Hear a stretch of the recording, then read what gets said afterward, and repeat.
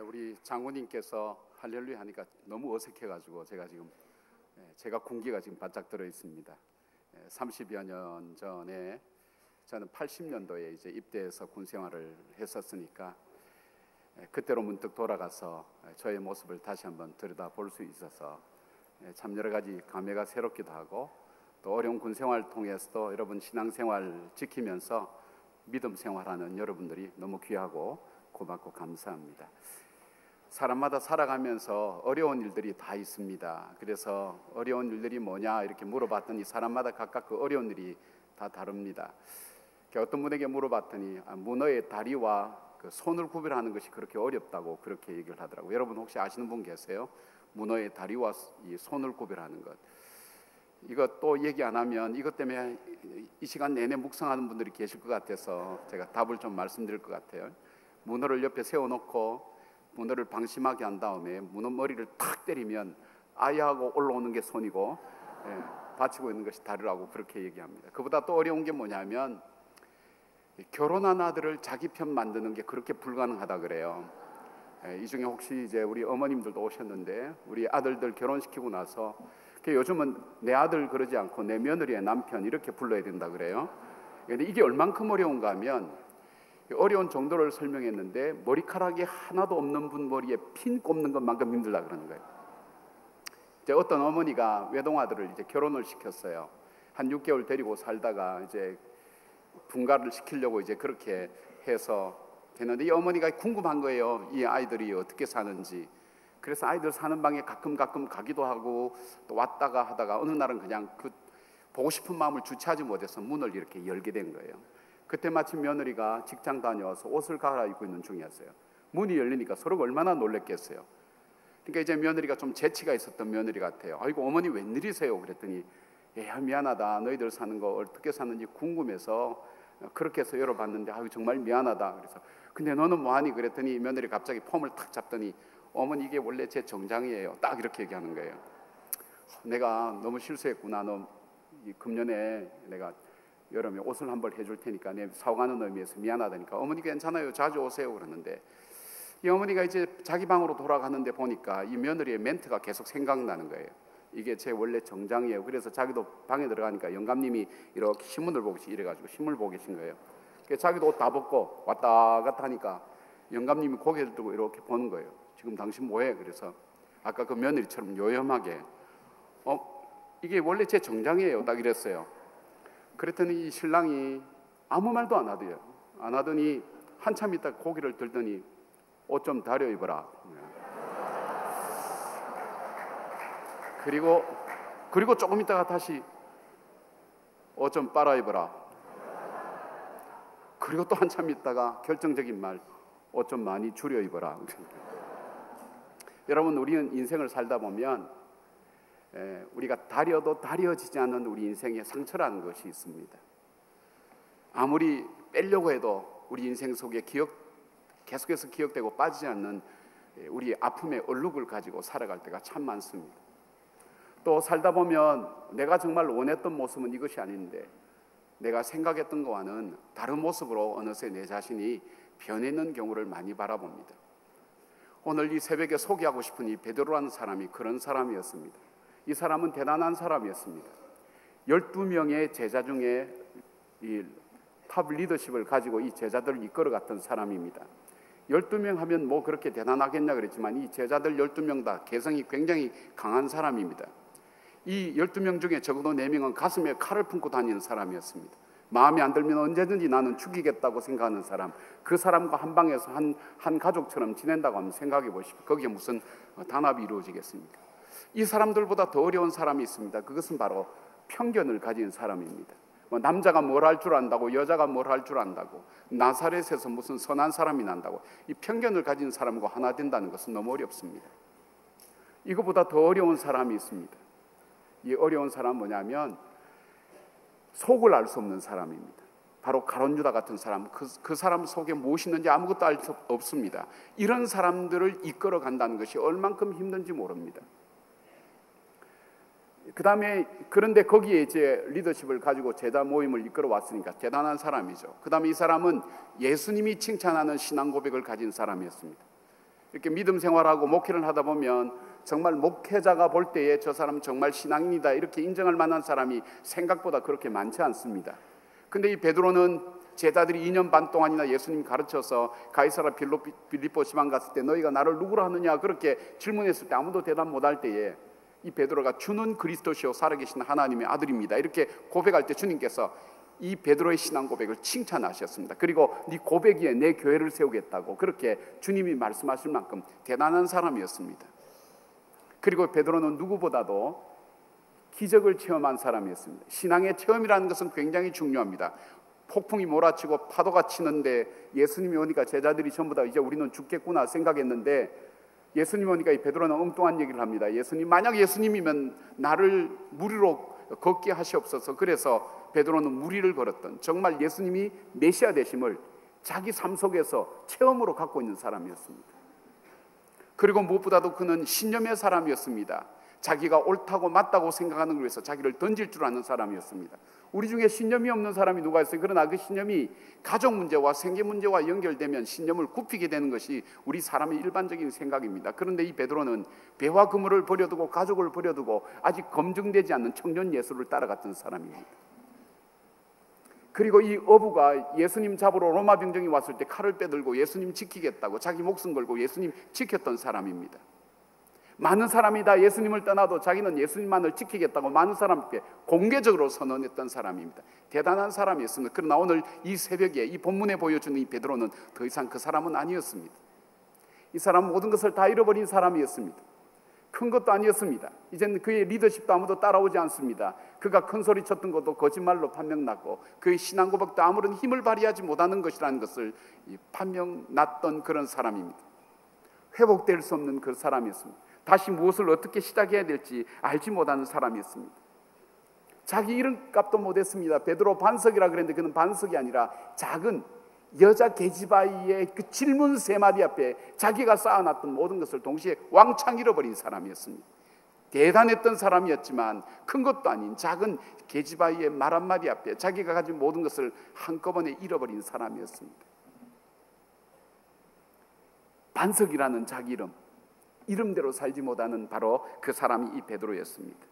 스승도 지키지 못하는, 그리고 오늘 이 본문에 나오는 그 베드로는 자기가 가장 인생에 있어서 잘한다고 생각하는 밤새도록 고기를 잡았지만 한 마리도 잡지 못하고 동은 터오는데 이 새벽 이 아침을 어떻게 맞이할 것인지 쓸쓸하게 그물을 젓고 있는 모습이 오늘 아침에 보여주는 이 베드로의 모습이었습니다. 그는 어떻게 인생을 시작해야 될지도 모릅니다.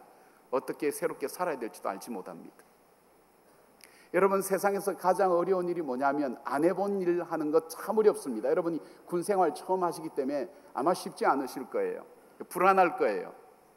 이제 제대를 앞두고 있는 사람은 제대를 하고 내가 세상에 밖에 나가서 무엇을 하지 않은 두려움이 있을 것이고, 이제 처음 초년병들은 들어와서 이 군생활을 어떻게 할 것인가.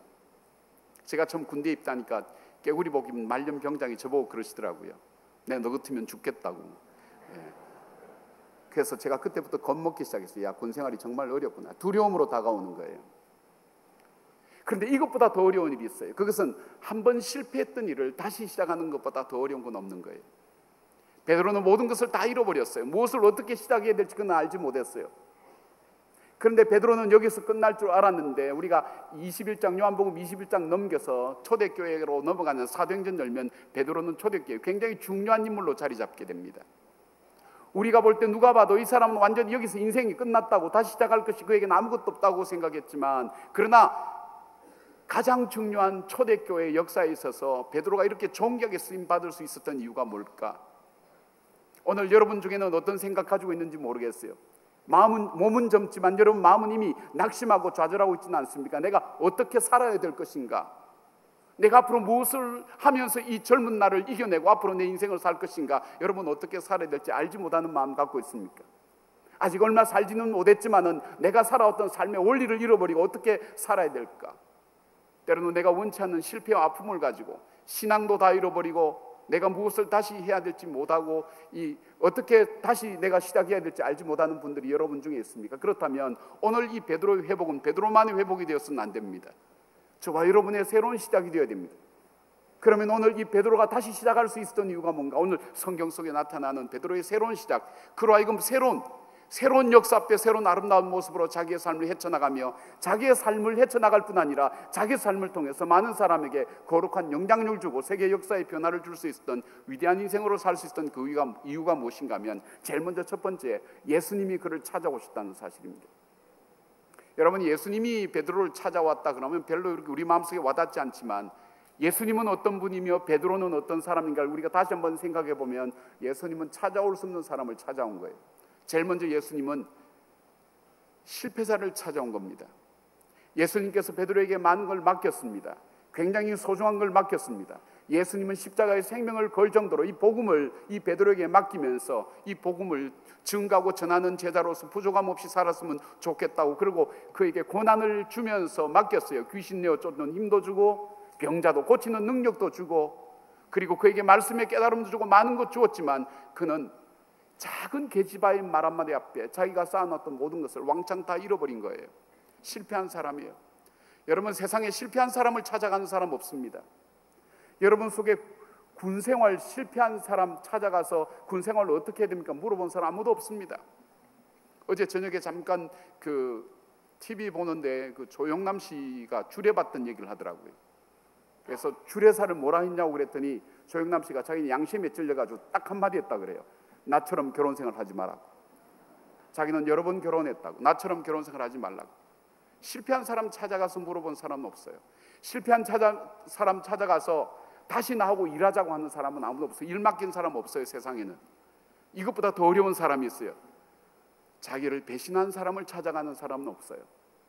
예수님이 절체절명의 위기 속에 이제는 죽음을 앞두고 재판을 기다리는 그 법정에 유일하게 도와줄 이 베드로는 예수님과 눈이 마주침에도 불구하고, 예수님 보고 있는데도 불구하고 작은 계집아이 앞에서 그가 고백했던 말이 나 잘 모르겠는데요.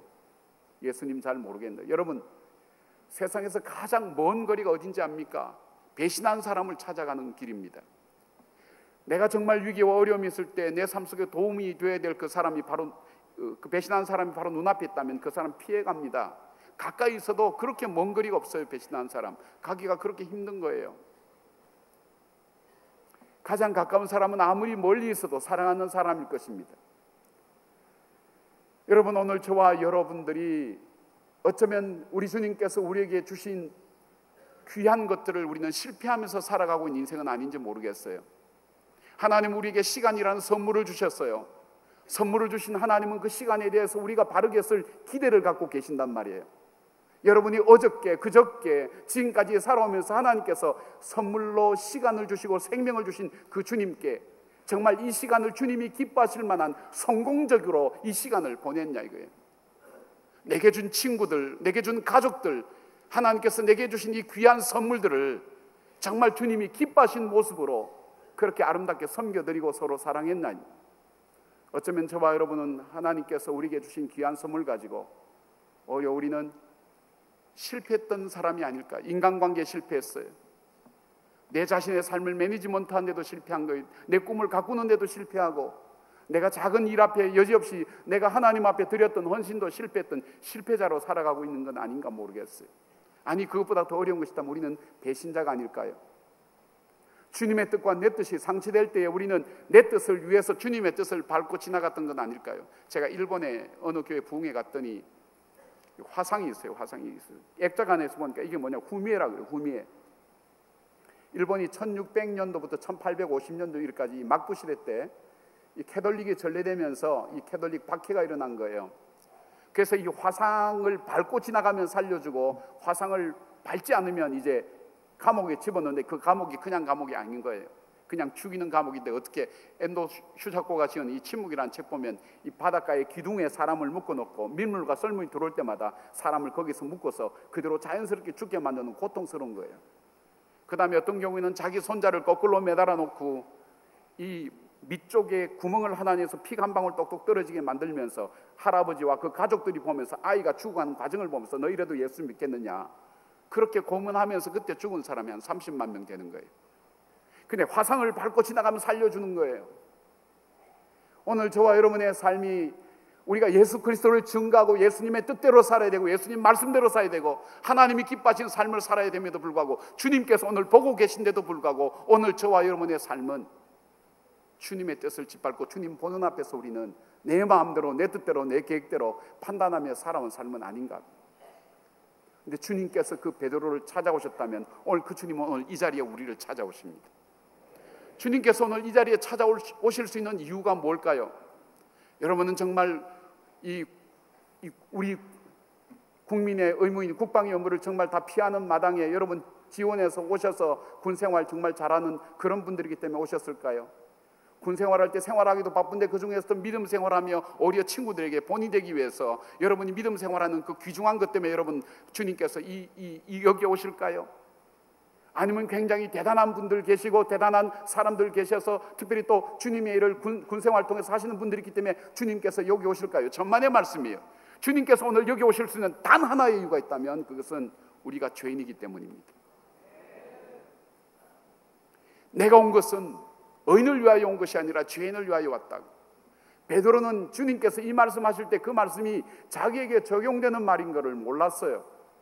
그러나 자기가 이 경험을 하고 보니까 진짜 죄인이 자기인 거예요. 아무도 자기를 찾아올 사람이 없는 거예요. 자기는 오늘 하루 동이 터오지만 이 하루를 살아갈 힘도 없고 용기도 없고 그에게는 무엇이 목적도 의지도 없는 자기에게 주님께서 찾아오신 거예요. 사랑하는 여러분, 주님께서 오늘 우리에게 찾아오신 이유가 있다면 저와 여러분이 죄인이라는 사실, 그리고 또 하나 주님이 아니면 이 베드로를 다시 회복시켜 줄 분이 이 세상엔 아무도 없습니다. 여러분의 가족들이 우리에게 힘이 된다고 얘기합니다. 그러나 정말 어려울 때 가족들이 힘이 되나요? 그러면 왜 죽으면서 유서의 가족들아 미안하다고 그러고 죽을까요? 그 가족들이 나에게 너무나 고마웠다고 생각하지만 그러나 그 가족들이 자기에게 힘이 되지 않기 때문에 이 세상을 스스로 떠나는 사람들이 얼마나 많습니까? 우리가 가족들이 힘이 되지만 그러나 우리를 다시 회복시켜서 우리로 하여금 다시 힘차게 살아갈 그 힘을 줄 수 있는, 회복을 줄 수 있는 분은 이 세상에 아무도 없습니다. 나를 만드신 그 주님밖에 없기 때문입니다. 주님께서 찾아오셨다는 사실, 주님 우리에게 찾아오시기를 원합니다. 여러분 외로울 때, 힘들 때, 고독할 때, 이 세상에 나는 아무도 없다고 생각되어질 때 주님은 우리에게 찾아오십니다. 찾아오셔서 우리를 다시 위로해 주시고 우리를 다시 살려주시는 그 주님인 것을 보게 됩니다. 주님께서 찾아오신 그것은 회복의 시작입니다. 그리고 주님께서 찾아오셔서 묻습니다. 오늘 저와 여러분에게 이 새벽에 묻습니다. 고기를 잡았느냐? 여기서 고기는 단순히 우리가 자동차 뒤에 붙이고 다니는 물고기의 익투스라는 그 단어가 아닙니다. 프로스파기온이라는 단어는 어부가 찾기를 원했던 그 단어를 말합니다. 네가 밤새도록 고기를 잡기 위해서 애썼지만 네가 정말 얻고자 하는 것을 얻었느냐? 내가 정말 내가 돈만 벌 수만 있다면, 내가 이 자리에 올라갈 수만 있다면, 내가 굉장한 것을 얻을 수만 있다면, 이것을 발명할 수 있다면 그것이 정말 너의 인생으로 하여금 기쁘게 하고 즐겁게 하고 소망스럽게 하며 인생에 있어서 내가 찾고자 하는 것이 이거더냐? 주님께서 그 묻는 거예요. 너가 정말 찾고자 하는 것 밤새도록 찾았지만 찾았느냐? 베드로는 아무것도 찾지 못한 거예요. 주님은 오늘도 저와 여러분에게 그건 묻는 거예요. 너가 인생에 있어서 정말 의미 있고 이것이야말로 가치 있다고 생각하는 걸 찾았느냐? 찾지 못한 베드로를 향해서 주님께서 말씀하시는 거예요. 그때 무슨 말씀하시는가 하면 배 오른편에 그물을 던져라고 그렇게 말씀합니다. 여러분 베드로는 전문가입니다. 이것은 누가복음 5장에 베드로를 처음 부르실 때 그때 장면하고 굉장히 유사합니다. 그때도 그날도 베드로는 고기를 밤새도록 잡았지만 고기 한 마리 잡지 못하고 그물을 접고 있는데 어부인 예수님이 와서 깊은 데로 가서 그물을 던지라는 거예요. 이거는 어부로서는 생각할 수 없는 거예요. 경험상, 지식상, 지혜상, 그 어떤 것도 상황상 이 말은 맞는 말이 아니에요. 던져봐야 헛고생이에요. 왜냐하면 밤새도록 수고했기 때문에 자기가 다 던져봤어요. 자기가 이 바닷가에서 잔배가 굵어봤기 때문에 그렇게 한다는 것이 불가능하다는 걸 아는 거예요. 근데 그 베드로가 그물을 던집니다. 그가 그물을 던지면서 한마디 합니다. 베드로가 그물을 던진 이유는 아마 그걸 거예요. 며칠 전에 그 예수님이 자기 집에 와서 장모님 열병을 고쳐주셨으니까 그 은혜 갚는 차원에서 던졌는지 모르겠어요. 이럽니다. 내가 지금 이 그물을 던질 만한 이유는 아무것도 없습니다.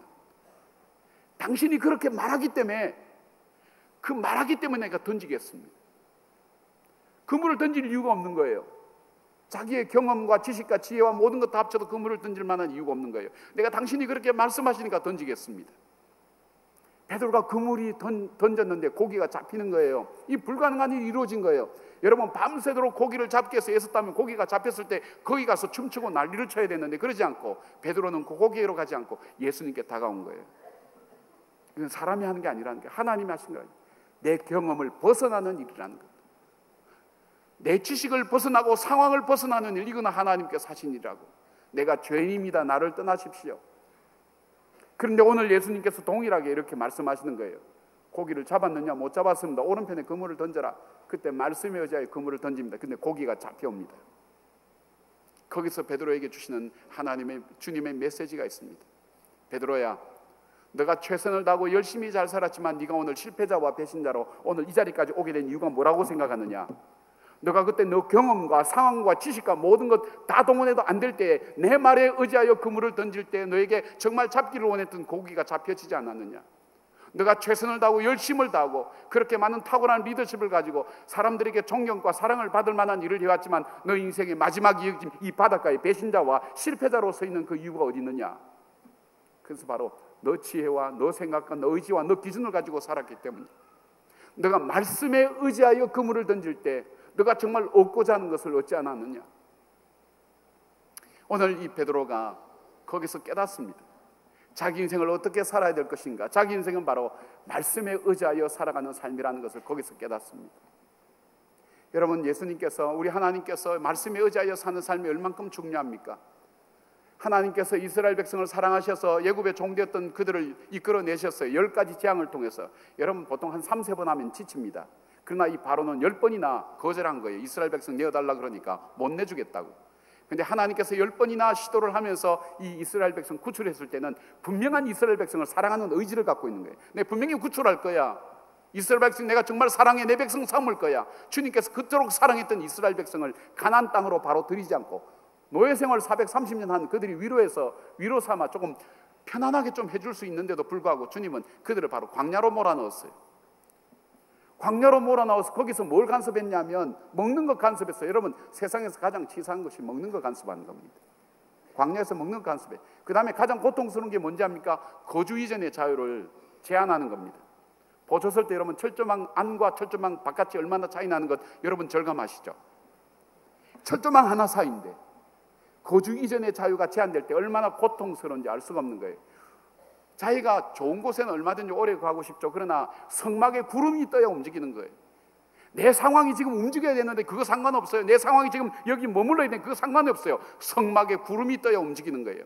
철저하게 내가 먹는 것, 내가 이주하는 것, 그거 전부 다 박살내버리는 거예요. 40년 동안 광야에서. 그리고 40년이 지난 다음에 가나안 땅을 앞두고 모세를 통해서 이렇게 해석해 주시는 거예요. 이 광야 40년을 살게 한 사람이 하나님이라는 것, 그 하나님이 이 40년 동안 이 훈련시킨 단 하나의 이유가 이거라는 거예요. 단 하나의 이유, 사람이 떡으로만 사는 것이 아니라 하나님 말씀으로 사는 줄 깨닫게 합니다. 사랑하는 여러분, 여러분은 인생을 살아갈 날들이 많이 남은 사람입니다. 살다 보면 인생에 있어서 내가 무엇을 기준으로 살아갈까, 여러분 그거 혼돈될 때 얼마나 많은지 모릅니다. 내가 옳다고 생각하는 것, 이렇게 살면 잘 살 거야 생각했지만 살아가면서 그것이 아니라는 것을 발견할 때가 얼마나 많은지 알 수 없습니다. 그때 오늘 주님께서 이 베드로에게 가르쳐 주신 이 말씀 뭐냐면 말씀에 의지하여.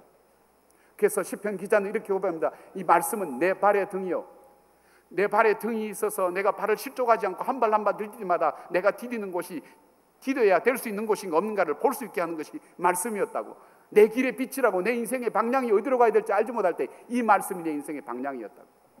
아브라함 링컨처럼 여러분 비참한 인생 산 사람 없습니다. 그가 태어나서 친어머니 아니지 않습니까? 12살에 자기 어머니 돌아가셨습니다. 9살 때 집안이 망해서 12살 때 어머니 돌아가셨어요. 첫사랑 실패했어요. 그것 때문에 정신 이상이 와서 정신병원에서 1년 이상 치료받아야만 했어요. 첫 사업 실패했어요. 그래서 이 사업 실패한 것 때문에 그가 갚아야 될 빚이 17년간 빚을 갚았어요. 그 나가는 데마다 다 떨어졌어요. 그가 됐다는 것은 하원원에 한 번 됐고 대통령 한 번 되는 것밖에는 거의 찾아볼 수가 없어요. 그 대통령 돼서도 그는 사랑하는 큰아들 죽었습니다. 넷째 아들 죽었습니다. 그가 대통령 때 누리지 못했습니다. 절망이 그 인생 속에 밀려온 거예요. 결국 그는 암살당하면서 죽는 비참한 인생을 살았어요. 우리 중에 어려움이 있다 그래도 이토록 많은 어려움 가지고 실패를 가지고 살아가는 사람이 있습니까? 그러나 아브라함 링컨이 어떻게 그 어려움을 극복하면서 자기의 꿈과 의지를 이루었는가 하는 많은 전기 작가들이 공통적으로 얘기합니다. 하나는 유머였다는 것. 그 사람 항상 자다가도 우스운 일이 생각나면 참모들 다 깨워가지고 얘기하고 한바탕 웃고 다시 잤다고 그래요. 그 유머 감각 굉장히 중요해요. 지금도 안 웃는 분들은 좀 문제가 있는 분들이에요. 남들 웃을 때 같이 웃고 이렇게 같이 웃다가 왜 웃는지 몰라도 웃어도 괜찮아요. 여기. 코웃음과 비웃음만 아니면 건강이 굉장히 좋아요. 그 다음에 두 번째가 귀가 말씀에 의지했습니다. 시편 34편 6절인가 그 말씀 의지했다. 이 연약한 자가, 이 곤고한 자가 주께 부르짖음에 주께서 나를 구원하시나이다. 지금도 링컨 박물관에 가면 링컨이 즐겨 읽던 그 시편에 그 말씀이 펼쳐 있다 그래요. 그곳에는 그냥 눈물 자국과 그리고 손때가 묻은 그 자국이 많다 그래. 힘들 때마다 그 말씀 붙들고 다시 일습니다. 공고한 자가 주께 부르짖음에 주께서 내게 응답하신다. 내 인생 속의 아픔과 고통을 들어주시고 알아주시고 이해해주시고 내 인생을 인도해 주신 분은 그분이라고. 여러분, 다윗도 이렇게 고백하지 않았습니까? 여호와는 나의 반석이시니 내가 누구를 두려워하리요 나의 산성과 요새시라고. 여러분, 이 다윗이 어떤 사람이었습니까? 그가 태어나도 집에서 아들 대접 못 받았어요. 왕을 세우겠다고 사무엘 왔을 때 자기는 그냥 양치라고 나가 있으라 그랬어요. 사무엘이 다른 아들 없느냐 했으니까 하나 있긴 있는데 별 볼 일 없다고 데리고 오라고. 그렇게 해서 기름 부음을 받지 않았습니까? 그가 나라를 구했지만 그에게 돌아온 것은 자기 장인어른인 왕인 사울 통해서 쫓겨다녀 10년간 쫓겨다녔어요. 공주를 아내로 맞이했지만 그 자기 장인어른이 자기 보는 앞에 그 자기 아내를 뺏어서 딴 남자에게 시집을 보내는 거예요. 여러분, 이런 수모가 어디 있겠어요? 그는 자기 땅에 살 수도 없어요. 살 수 없어서 오히려 자기 적인 블레셋에 가서 숨어서 살아야 되는 인생이에요. 많은 집 있지만 세상에 넓은 땅이 있지만 그는 살아갈 데가 없었어요. 그래서 동물 속에 살았어요. 아들람굴에 살았더니 그 주위에는 좋은 친구들 없어요. 좋은 친구 다 죽고 자기에게 찾아온 것은 원통하고 빚지고 억울한 일을 당한 사람 400명, 인생에 버림받은 사람, 세상에 버린 사람 400명이 동굴 속에 거했단 말이에요. 동굴 속 갈 때 여러분 굉장히 낭만적으로 생각하시는데 굉장히 뜨겁고 그 다음에 먹는 것 입는 것 그거 어떻게 해결하는 거예요? 사울의 군대는 계속 잡으러 오지요. 그렇게 해서 임금이 돼서 임금 됐는데 큰아들이 막내딸을 또 어떻게 잘못해버린 거예요. 그러니까 둘째가 있다가 이거 괘씸하다고 자기 형을 죽였어요. 그리고 아버지 칼이 무서우니까 외국으로 도망갔어요. 망명된 애 데리고 왔더니 반란 일으켜가지고 다윗을 쫓아보낸 거예요. 일평생 다윗이 그렇게 사는 거예요. 흔들거릴 수밖에 없었어요. 자기 인생 바로 걸어갈 수 없었어야 어떻게 살아야 될지 알지 못했어요. 인생 어려움 앞에 자기가 정말 자기 인생은 늪처럼 바로 딛고 설 수가 없는 그런 인생을 살았어요. 그런데 다윗이 그럼에도 불구하고 그가 아름다운 사람으로 자기 인생의 삶을 그대로 갈 수 있었던 그 고백이 있습니다. 그 고백이 뭐냐면 여호와는 나의 반석이시오. 하나님께서 오늘 나로 하여금 내 인생 바로 설 수 있도록 그 하나님이 내 상황과 내 환경과 내 여건과 모든 것을 나로 하여금 휘청거리게 만들 수밖에 없지만 그 하나님이 내 인생의 반석 되신다고, 하나님이 나의 산성 되신다고, 나의 요새 되신다고, 나의 피난처 되신다는 그 고백을 통해서 그는 자기 인생의 어려움들을 헤쳐나오면서 그 말씀 붙들고 다시 이겨올 수 있게 된 거예요. 사랑하는 여러분, 군생활하면서 여러분으로 하여금 정말 군인답게 젊은이답게 정말 하나님의 사람답게 살 수 있는 그 삶의 원리가 있다면 하나님의 말씀으로 돌아가기를 바랍니다.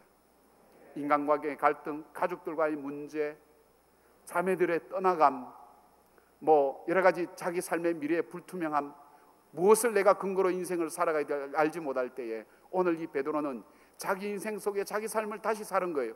전에는 자기 지식 가지고 살았어요. 자기 신념 가지고 살았어요. 상황 속에서 내가 지혜롭게 처신하는 것 살았지만 그러나 초대교회를 넘어가면서 그가 살았던 삶의 원칙이 있는데 그것은 뭐냐면 주의 말씀을 따라 살았어요. 여러분, 사도행전을 우리가 성령행전이라고 그래요. 기도행전이라고 그래요. 왜 그렇죠? 자기 의지와 계획과 자기 지성이 있었지만 베드로는 그거 의지하지 않았어요. 그거 의지했다가는 굉장히 잘 사는 것 같고 합리적인 것처럼 여겨졌지만 자기 인생 열심히 살았지만 끝내는 자기 인생 바닷가에서 다시 회복될 수 없는 인생이 될 수밖에 없었다는 것, 철저하게 말씀 의지했어요. 하나님께 기도했어요. 주님, 내가 오늘 하루 어떻게 살아야 될까요? 이 문제 앞에 내가 어떻게 결정해야 될까요? 내가 어떻게 선택해야 될까요? 그것이 바로 사도행전의 역사입니다. 초대교회의 역사입니다. 세계 역사를 바꾼 교회의 역사입니다. 베드로로 하여금 위대한 인생으로 살게 만들었던 그 삶의 원리가 어디 있었냐면 바로 하나님께 여쭤본 것이 있었어요. 사울과 다윗, 사울이 인간적으로 대단한 사람이었어요. 사울 왕이. 그러나 사울은 해답을 자기가 갖고 있었어요. 다윗은 해답이 자기 속에 없었어요. 그는 일마다 때마다 하나님께 여쭤봤어요. 하나님, 제가 어떻게 살면 좋겠습니까? 이해가 되지 않아요. 때로는 받아들여지지 않지만 그 말씀을 따라 살았던 다윗은 자기 인생의 고난과 시련을 극복하며 헤쳐나오면서 그로 하여금 새롭게 복되고 아름답고 존귀하게 설 수 있는 자리로 갔지만 위대한 사람, 괜찮은 사람, 인격적인 사람, 그 사울은 자기 속에 자기의 답을 가지고 살 때 자기가 믿었던 그 인격과 자기가 가졌던 자기의 실력은 결국 자기를 비참하게 몰락하게 만드는 것에 불과한 거예요. 저도 괜찮게 살았어요, 여러분. 착하게 살았어요. 저는 이렇게 얼마 전까지 이렇게 생각했어요. 나는 술 한 잔 안 먹어봤다고. 여러분, 한 번도 술 안 먹었다고 얘기할 사람 여기 있나요? 저는 정말 그런 줄 알았어요. 그런데 한 번 딱 돌아보니까 뭐냐면 옛날에 외할아버님 막걸리 사다 드릴 때 이게 뭔지 어른들이 잘 먹는가 어릴 때 마셨던 그 기억나는 거예요. 한 번도라는 표현을 쓸 게 한 번도 없어요. 담배는 내 정말로 한 번도 안 피웠다 그랬어요. 근데 어느 날 또 생각나는데 뭐냐면 이 시골에 사랑방에 앉아서 동네 꼬마들끼리 할머니를 피우는 그 담배, 대담배 조그맣게 피우는 기억나는 거예요. 기침 골록골록 가면서. 정말 괜찮게 살았어요. 열심히 살았어요. 그러나 제가 30대 중반에 저를 사랑하고 제가 사랑하는 그 아내마저도 우울증 걸리면서 인생을 포기케 만드는 인생을 제가 살게 된 거예요. 그때 저는 제 자신이 삶이 뭔지를 깨닫는 거예요. 열심히 살았는데, 최선을 다해 살았는데 내 인생의 마지막이 왜 이렇단 말인가. 거기서 찾아와서 하신 말씀이 바로 이 말씀이었어요. 너 의지와 너 뜻과 내 계획과 내 상황이 아니라 말씀에 의지하여 사는 것. 그리고 주님께서 오셔서 이 베드로에게 이렇게 말합니다. 요한의 아들 시몬아. 이거는 풀네임이에요. 여러분, 베드로 앞에 붙어야 될, 주님께서 지금 속으로 괘씸할 거예요. 여러분, 절철절명의 위기 속에 자기가 보는 앞에서 조그만 계집아 옆에서 나 모르는데요 예수님, 그 사람 때문에 내가 이렇게 골치 아픈데, 그 사람 어떤 사람이야, 부인하고 배신하는 바로 그 베드로를 보면서 어떻게 할까요? 아마 이런 얘기하고 싶었을 거예요. 이 배신자 베드로야, 이 실패자 베드로야, 그리고 한마디 더 한다면 이 조직의 쓴맛을 볼 친구야, 이랬을 거예요. 근데 주님께서 그렇게 하지 않았어요. 너 왜 그랬니? 그렇게 하지 않고 요한의 아들 시몬아. 그것은 풀네임이에요. 베드로야, 나는 여전히 너가 실패해도, 너가 잘못해도 나는 여전히 너를 사랑한다고.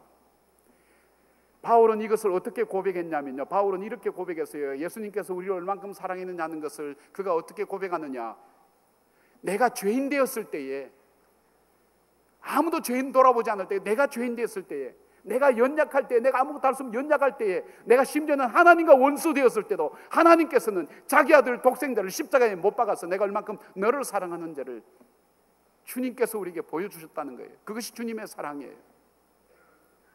사랑하는 여러분, 오늘 저와 여러분 마음속에 이런 마음이 있을지 몰라요. 주님은 나를 사랑하지 않을 거야. 나는 주님이 기뻐할 만한 일을 하지 못했을 거야. 그래서 주님께서 내게 할 수 있다면 너는 왜 맨날 그렇게 실패만 하는 인생이니? 너는 나를 사랑하지도 않고 나를 의식하지도 않는구나. 나를 믿는다고 하면서 나를 주라 부르지도 않고, 나를 믿는다고 하면서 너는 돈만 믿고 네 젊음만 믿고 네 상황만 믿는구나. 너 정말 나를 귀하게 여긴다고 생각할 때 사실 네 꿈보다 나를 더 귀하게 여기지 않고, 때로는 네 여자친구보다도 나를 귀하게 여기지 않고, 돈보다도 나를 더 귀하게 여기지 않았다. 너가 교회 오는 날보다 네 월급 받는 날이 더 기뻤잖아. 주님은 그렇게 하잖아요. 여전히 나는 너를 사랑한다.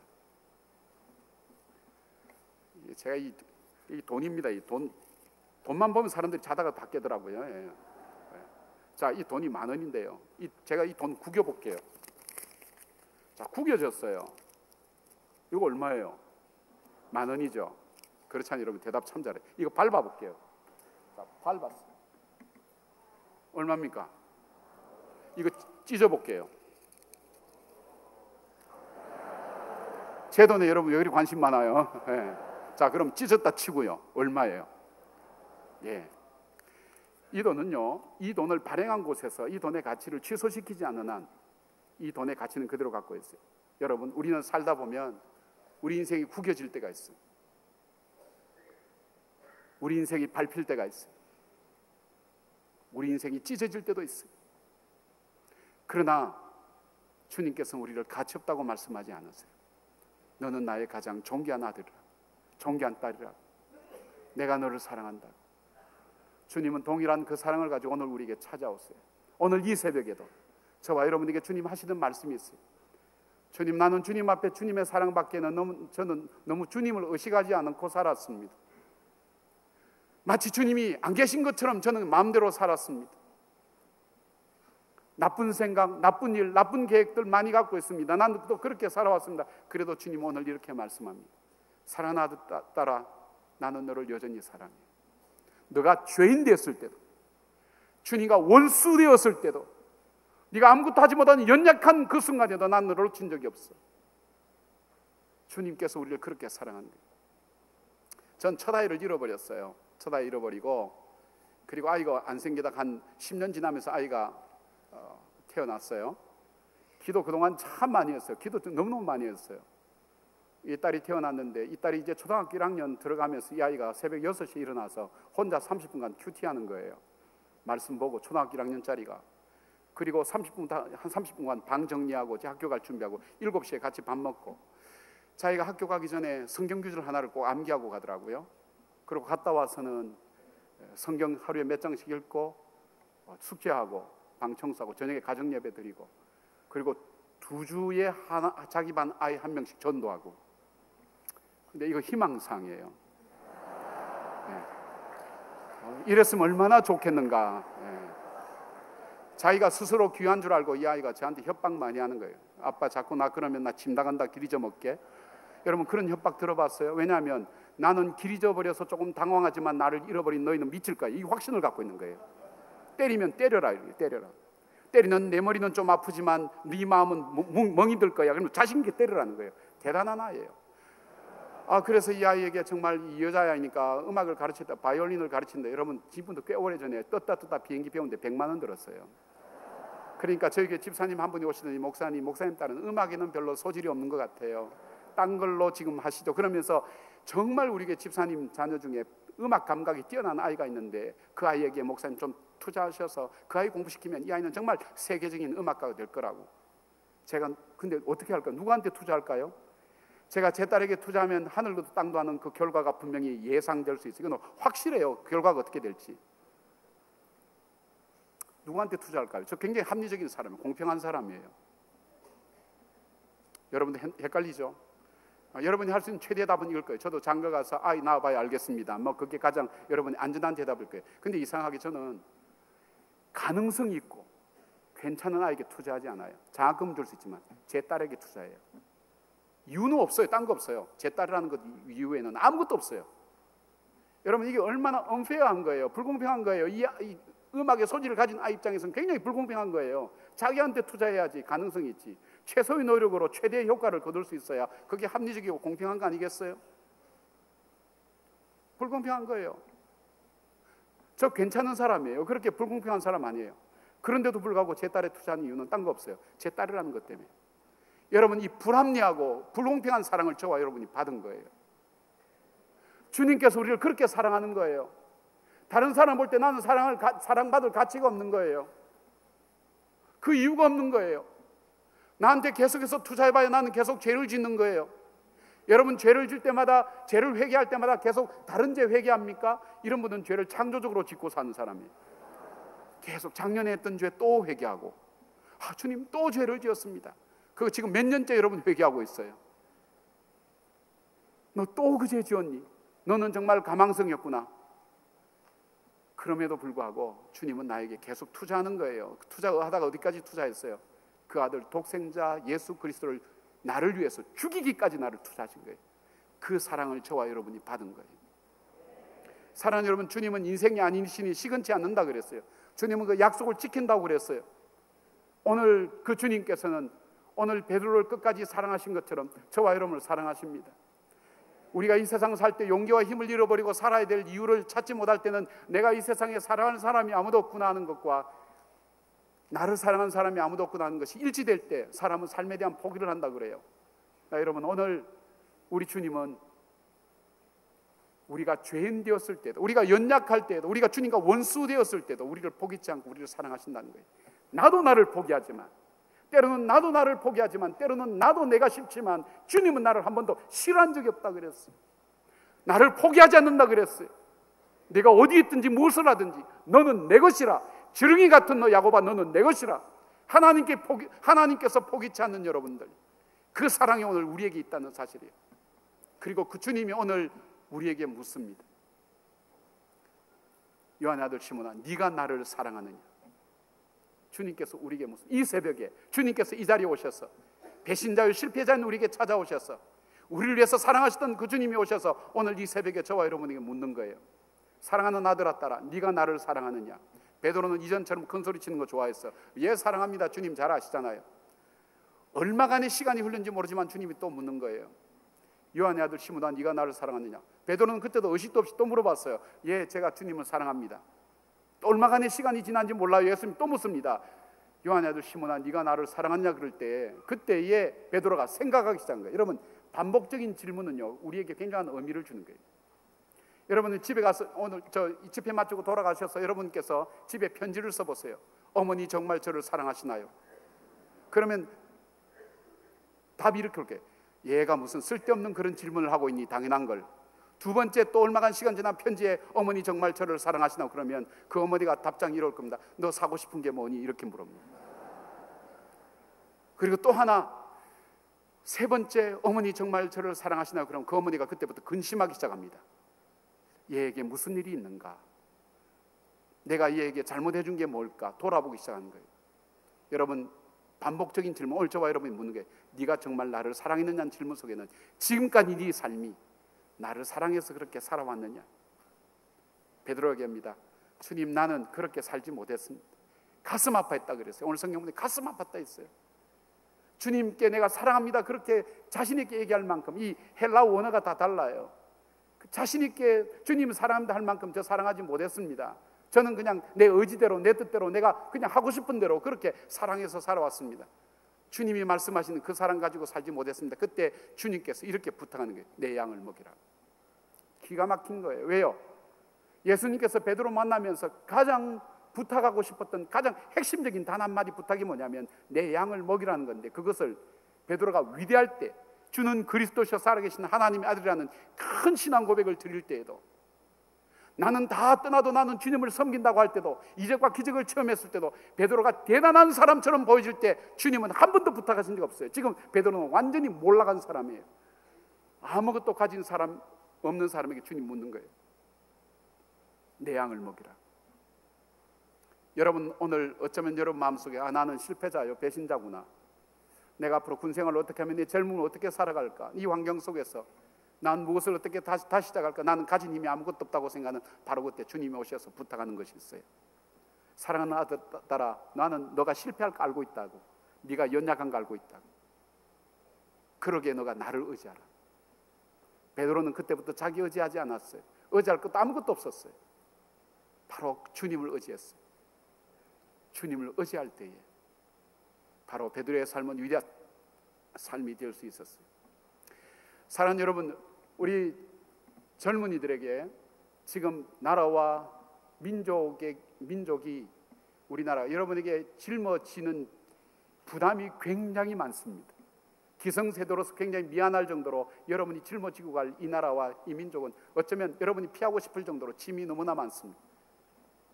정말 유일한 분단 국가인 이 나라 속에 여러분이 국방을 짊어지는 이 젊은이들, 한참 꿈을 펼쳐나갈 그때에 군에 와서 다시금 여러분은 헌신하며 새롭게 산다는 것 보통 일이 아닙니다. 여러분, 그게 다 피하려고 하지 않습니까? 그럼에도 불구하고 여러분이 하는 일들은 여러분 앞으로 군생활보다 더 힘든 역사의 무거운 짐들이 여러분 어깨에 지어질 수도 있습니다.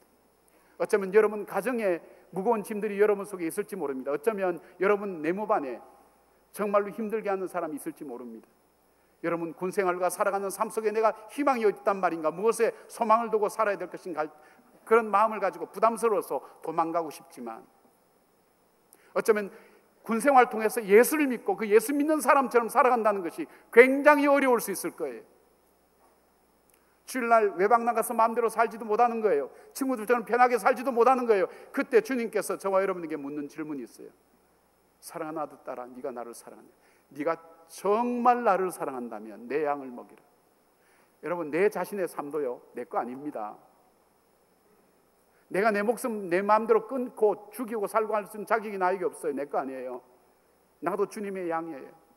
내가 미워하는 그 사람도 주님의 양이에요. 부담스러워하는 그 가족도, 이 나라다, 이 민족도. 그리스도인으로서, 군인으로서 살아가는 것 자체가 쉽지 않지만, 그러나 주님께서 네가 정말로 나를 사랑한다면 이 짐을 지고 갈 수 있겠니? 사랑할 수 있겠니? 질문을 던집니다. 여러분, 오늘 이 모임을 통해서, 이 집회를 통해서 은혜를 받고 여러분이 충만해서 갈 수 있지만, 여러분이 돌아가야 될 부대의 현실은 어려울지 몰라요. 여전히 어려운 군 생활이 여러분 기다리고 있을지 몰라요. 일보다도 더 힘든 것이 있다면 여러분 내부 생활을 통해서 힘들게 만드는 사람이 여러분 속에 있을지도 몰라요. 그러나 그때마다 주님께서 여러분에게 묻는 질문이 있을 거예요. 사랑하는 아들아, 사랑하는 딸아, 네가 나를 사랑하느냐? 네가 나를 사랑한다면 내 양을 먹이라. 이제 여러분은 그 질문에 응답하러 다시 돌아가셔야 됩니다. 그리고 어쩌면 이 질문은 우리의 일평생을 통해서 대답해야 될, 삶을 통해 대답해야 할 질문입니다. 내가 주님을 사랑하기에 할 수 없는 일, 주님을 사랑하기에 갈 수 없는 곳에 그 마음과 뜨거움을 가지고 나를 통해 주의 거룩한 뜻이 나타나고 나를 통해 이 나라와 이 민족 속에 하나님의 거룩한 영광이 드러날 수 있도록 내가 짊어지고 가야 될 내 인생과 내 가정과 이 민족과 나라와 이 역사를 위하여 주님 앞에 의지하며 살아가는 그 젊은이들 될 때에 저는 확신합니다. 여러분을 통해서 분명히 하나님은 거룩한 영향력을 만들어 가라고 생각합니다. 온도계로 살아가는 사람이 있어요. 지금 상황이 이러니까 이렇구나 저렇구나 저렇구나 저렇구나 그걸 통해서 좌절하기도 하고 좋아하기도 하고 절망하기도 하고 기뻐하기도 하는 사람이 있지만, 그러나 우리 중에는 온도 조절계로 살아가는 사람이 있어요. 상황이 이렇기 때문에 내가 어떻게 살아야 되겠구나, 온도가 낮기 때문에 온도를 올려야 되겠구나, 온도가 높기 때문에 낮춰야 되겠구나, 그 상황을 조절하는 사람이 있어요. 이 사람이 바로 믿음의 사람이에요. 믿음의 사람이 걸어가는 길에는 홍해도 길이 됩니다. 여리고도 길이 됩니다. 걸어간 길마다 새로운 변화가 일어납니다. 주어진 상황 속에 그 속에 갇혀 사는 것이 아니라 하나님 말씀 붙들고 말씀에 의지해서 그 상황과 환경을 만들어가는 바로 그 사람을 통해서 하나님은 거룩한 역사를 분명히 써갈 것입니다. 바로 그 역사의 새로운 시작이 여러분 속에 있습니다. 주님 묻습니다. 네가 나를 사랑하느냐? 기도하겠습니다.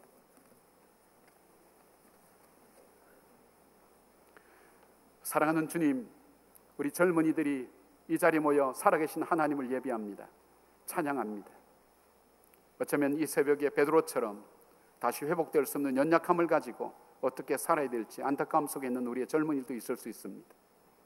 내게 주어진 짐은 너무나 무겁고 나는 약하고 내가 헤쳐져 나갈 환경은 너무나 힘들고 지쳐 있으면서 찬양을 불러도 기도를 해도 아무런 하나님 감각도 없고 어떻게 살아야 될지 알지 못하고 막연하게 있는 우리 젊은이들이 있습니까?